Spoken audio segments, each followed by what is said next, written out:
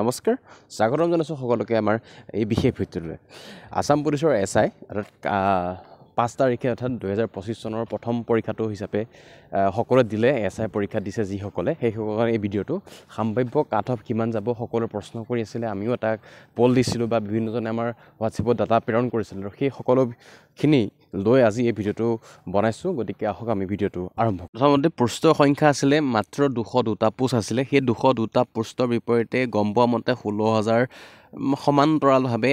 পৰীক্ষাৰ্থী অৱতীৰ্ণ হৈছিলে এতিয়া কথাটো কি হ'ল তাতো বহুতৰ ৰিজাৰ্ভেশ্যন থাকে সেই ৰিজাৰ্ভেশ্যনখিনি ওমেনৰ ক্ষেত্ৰত বেলেগ হ'ব বা ST SC ক্ষেত্ৰত বা OBC ক্ষেত্ৰত বেলেগ হোৱা দেখা যায় গতিকে আমি যদি আমাৰ এই জাষ্ট যিটো টেন্টেটিভলি বনোৱা কাট অফটোত বা সম্ভাৱ্য কাট অফটোত আমি কেটেগৰীসকল এনেকৈ ভাগ কৰিছোঁ এইটো জেনেৰেল প্ৰথমতেই তাৰপাছত OBC বা MOBC তাৰপৰা ST আৰু SC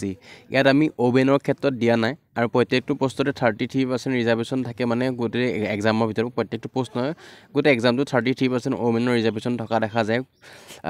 as a constitutional right হিচাপে কিন্তু আসাম পুলিচৰ যিটো এছআই কাট অফ হ'ব বা পোষ্ট আছে সেই সকলোখিনিৰ ওপৰত ওমেনৰ লগ 2-3 বা 3-4 এনেকুৱা এটা মাৰ্কছহে ডিফাৰেঞ্চ এটা দেখিব পোৱা যায় বা সকলো পৰীক্ষাতে তেনেকুৱা দেখিব পাৰে গতিকে আমাৰ সম্ভাৱ্য যি আমাৰ কাট অফটো ৰাখিছোঁ সেই কেটেগৰীসকল জেনেৰেল OBC MOBC ST আৰু SC ওপৰত ভিত্তি কৰি আজি এই কাট অফ ভিডিঅ'টো আগবঢ়াইছোঁ গতিকে যদি আমি জেনেৰেলৰ ক্ষেত্ৰত চাওঁ জেনেৰেলৰ সম্ভাৱ্য যি কাট অফ আছিলে 55ৰ পৰা 65ৰ ভিতৰত ৰাখিছোঁ অৰ্থাৎ অতি বেছি কাট অফটো হাই হ'ব বুলি ক'ব নোৱাৰোঁ কাৰণ বহুকেইজন বন্ধুৱে কৈছে যে তেওঁলোকৰ পৰীক্ষাৰ ফলাফলখিনি অনেষ্ট ৰিভিউ কিছুমানে দিছে লগৰ তাৰপিছত এতিয়া কথা হৈছে কি সম্ভাৱ্য কাট অফ জেনেৰেলৰ ক্ষেত্ৰত মাত্ৰ 55ৰ পৰা 65 এই কাৰণে ৰাখিছোঁ অতি বেছি নাযায় তাতে 2-4-5জন বা তেনেকুৱা কেনেবা কেণ্ডিডেটহে আছে যেন হায়াৰ মাৰ্কছ পাবলৈ সক্ষম হৈছে কিন্তু বহুতখিনি ভিউ লোৱাৰ পাছত গম পালোঁ যে ইমানটোৰ ভিতৰতে থাকিব বুলি আমি আশা কৰিছোঁ এতিয়া OBC MOBC ক্ষেত্ৰত চাওঁ OBC MOBC সকলক মাত্ৰ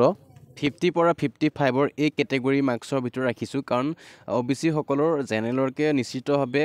2-3 ডিফাৰেঞ্চ কম থাকিব তথাপিতো 50ৰ পৰা 55ৰ ভিতৰত থাকিলে তেওঁলোকে এটা সুৰক্ষিত স্থানত থাকিব বুলি আশা কৰা হৈছে এতিয়া আহোঁ SC সকলৰ কাৰণে SC সকলৰ যিটো মাৰ্কছ ৰেঞ্জটো 45ৰ পৰা 50 বা ওচৰ পাজৰ এনেকুৱা ভিতৰত ৰখা হৈছে কিয়নো তেওঁলোকৰো কাট অফটো অতি হাই বেছি যোৱা নাযায় SC বন্ধু কেইজনমানে ক'লে যে তেওঁলোকৰ এক্সামো ইমানো ভাল হোৱা নাই কিন্তু সকলো তেনেকুৱা নহয় কিন্তু এটা টেন্টেটিভ সম্ভাৱ্য হিচাপে আমি ধৰি পেলাই 45ৰ পৰা 50 ভিতৰত SCখিনি আমি ৰাখিছোঁ গতিকে আমি যদি STটো চাওঁ ST সকলেও সেই প্লেইনছ আৰু হিলছ এনেকুৱা ধৰণৰ কেটেগৰী থাকে কিন্তু সৰ্বমুঠ যদি আমি চাবলৈ যাওঁ তেতিয়া তেওঁলোকৰ মাৰ্কছ ৰেঞ্জটো 43 পৰা 48 এই ইমানৰ ভিতৰতে ৰখা হৈছে আৰু গতিকে তেওঁলোকক অকণমান মাৰ্কছটো কম লাগে বাকী সকলো তুলনাতকৈ গতিকে ST সকলৰ ৰেঞ্জটো 43 পৰা 48ৰ ভিতৰত পালে তেওঁলোক অলপমান সুৰক্ষিত হৈ থাকিব পাৰিব কিন্তু এটা কথা ইমান কম দিয়াৰ কাৰণটো কি গম মানে যিসকলে SI পৰীক্ষা দিছে তেওঁলোকে গম পাব যে তেওঁলোকৰ যি নিগেটিভ মাৰ্ক আছে এটা ভুলত আধাকৈ যায় মানে দুটা যদি ভুল হৈ যায় তেতিয়া 1 মাৰ্ক যাব গতিকে কথাটো ইমান এটা সহজো হৈ থকা নাই বাকী পৰীক্ষাসমূহৰ তুলনাত বহুজনে ক'ব পাৰে যে আমি দিব পাৰোঁ বা আপুনি বেছি ভুল কমাই মাৰ্কছ দিছে চাওক এইটো প্ৰেক্টিকেলি চাবলৈ যদি যায় আপোনাৰ যদি নিগেটিভ মাৰ্ক আপুনি সকলোৱে মানে কিছুমানে টুক্কা মাৰি থৈ আহে বেছিভাগে টুক্কা মাৰি থৈ আহে কিছুমানে পঢ়ি গৈছে কিন্তু বেছিভাগে মানে সেই নিগেটিভ মাৰ্কৰ কবলত পৰিব দেখা যায় আৰু সেই নিগেটিভ মাৰ্কটো বহুত হাই আছে এছআইত গতিকে ইমান এটা ইজি হৈ থকা নাছিলে পৰীক্ষাটো আৰু কথাটো চাব বেলেগ পৰীক্ষাৰ তুলনাত নিগেটিভ মাৰ্ক এইটো পৰীক্ষাত অকণ বেছি আছে গতিকে 4টা ভুল কৰিলে আপোনাৰ 1 নম্বৰ যাব ইয়াত কিন্তু 2টা ভুল কৰিলে 1 নম্বৰ যাব সেই পইণ্ট অফ ভিউৰ পৰা যদি আপুনি চায় গতিকে এছআই পৰীক্ষাৰ আমি কাট অফটো আপোনাক দিয়াৰ সম্ভাৱ্য মতে যাব পাৰে গতিকে আপোনাৰ যদি মাৰ্কছ কিমান আহিছে আপুনি যদি কেলকুলেশ্যন কৰি আমাৰ লগত মিলিছে তেতিয়াহ'লে আপুনি কমেণ্ট বক্সত জনাব পাৰিব আমি সকলো মিলি আপোনাক উত্তৰটো দিবলৈ চেষ্টা কৰিম আপুনি কিমান সুৰক্ষিত হৈ থাকিব নাথাকিব গতিকে